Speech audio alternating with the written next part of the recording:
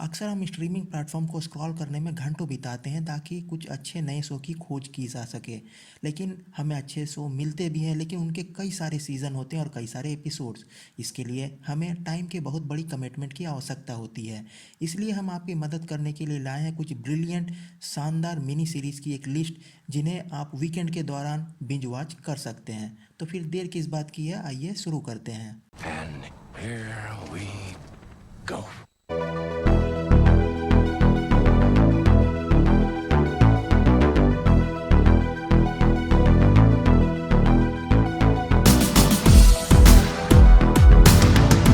Chernobyl. Chernobyl पिछले कुछ वर्षों में प्रसारित होने वाली सबसे अच्छी मिनी सीरीज में से एक है। यह शो उन घटनाओं को दिखाती है जिनके कारण चेरनोबिल में न्यूक्लियर डिजास्टर हुई, और इसके 5 एपिसोड में इसके दूरगामी परिणाम सामने आए हैं। यह एक काफ़ी डार्क, ग्रिटी और इन्वेस्टिगेटिव सीरीज़ है, लेकिन वास्तव में यह इंसानियत क्या है, इसका अनुभव बेहतरीन तरीके से कराती है। Madness. I know this much is true. यह परिवार, प्यार, पछतावे, मानसिक बीमारी के बारे में दिल दहला देने वाली कहानी है। यह भावनाओं से भरी हुई है और कभी कभी आपको एक ब्रेक लेने की आवश्यकता होगी, क्योंकि आपको लगेगा कि आपका दिल फट जाएगा। एक बात निश्चित है कि इस शो के कास्टिंग शानदार थी, क्योंकि इस शो के हर एक अभिनेता ने अपनी भूमिका ज़बरदस्त तरीके से निभाई है। स्पेशली मार्क रफेलो का सेंट्रल कैरेक्टर तो आपके दिमाग उड़ा देगा। हम रफेलो से अच्छा परफॉर्मेंस देखने के आदी है, लेकिन यह एक डिफरेंट लेवल पे है। जुड़वा जो एक जैसे हैं लेकिन इतने अलग। उस समय मुझे खुद को याद दिलाना पड़ा कि यह एक ही अभिनेता है जो दो भूमिकाएं अलग अलग कर रहा है। You out here. I promise. I may destroy you. एक नाइट क्लब में असॉल्ट की घटना के बाद अरबेला की ज़िंदगी पूरी तरह से बदल जाती है।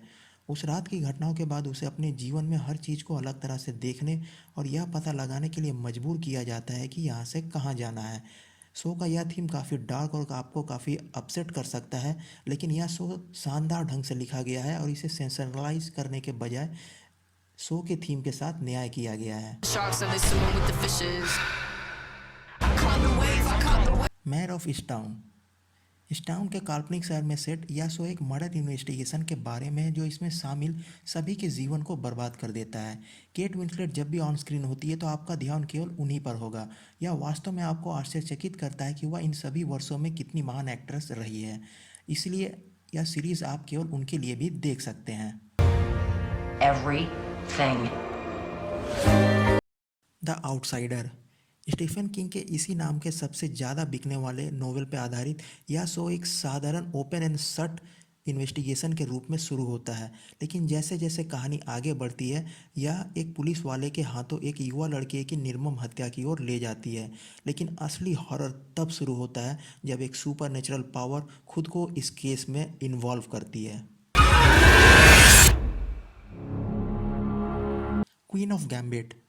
यह एक बेहतरीन मिनी टीवी सीरीज़ है, एक अच्छी तरह से तैयार किया गया शो जिसमें आन्या टेलर जॉय को देखना अद्भुत है। एक चेस प्रोडिजी बेथ हार्मन के रूप में उन्होंने एक शानदार काम किया है। कहानी हमें उस समय से ले जाती है जब वो एक छोटी लड़की होती है और अनाथ हो जाती है, से लेकर उसके किशोरावस्था के वर्षों तक जारी रहती है। मैं इस शो को हाईली रिकमेंड करूँगा। बेहतरीन सिनेमेटोग्राफी, बेहतरीन डायरेक्शन और स्पेशली बेहतरीन एक्टिंग। और यह सीरीज़ हिंदी डब्ड में भी अवेलेबल है, तो इसे मिस बिल्कुल भी ना करें। Hard to say for you what that will be. The spy.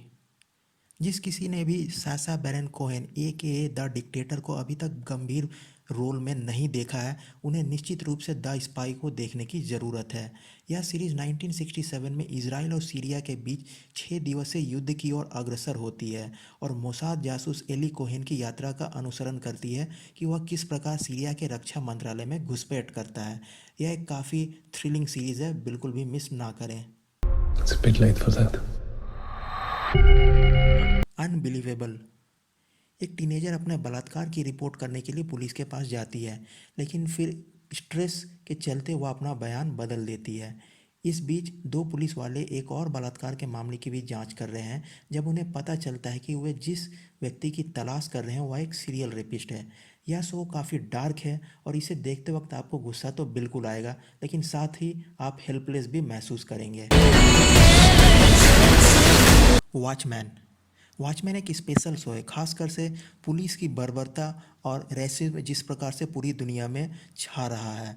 यह शो एक ग्राफिक नोवेल पर आधारित है, लेकिन यहाँ पे यह बहुत स्पष्ट है कि यह जैक स्नाइडर के फिल्मी एडिशन की तुलना में ग्राफिक नोवेल को काफ़ी अच्छे तरीके से क्लोजली रिप्रेजेंट करता है। रेजिना किंग मुख्य नायक की भूमिका में भयानक रूप से अच्छी है और आपको सिर्फ उसके लिए शो देखना चाहिए।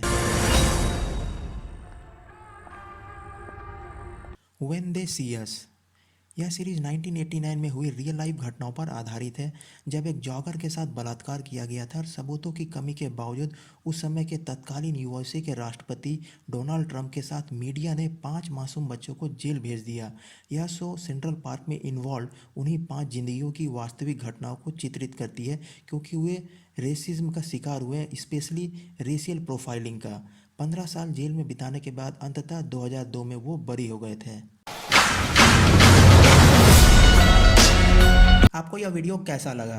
तो तेरे को हरामी समझता था, तो राम निकला रे, देव मानुस निकला। कमेंट सेक्शन में लिख के हमें ज़रूर बताएं और आगे आने वाली वीडियोस के लिए प्लीज़ हमारे चैनल को सब्सक्राइब करें।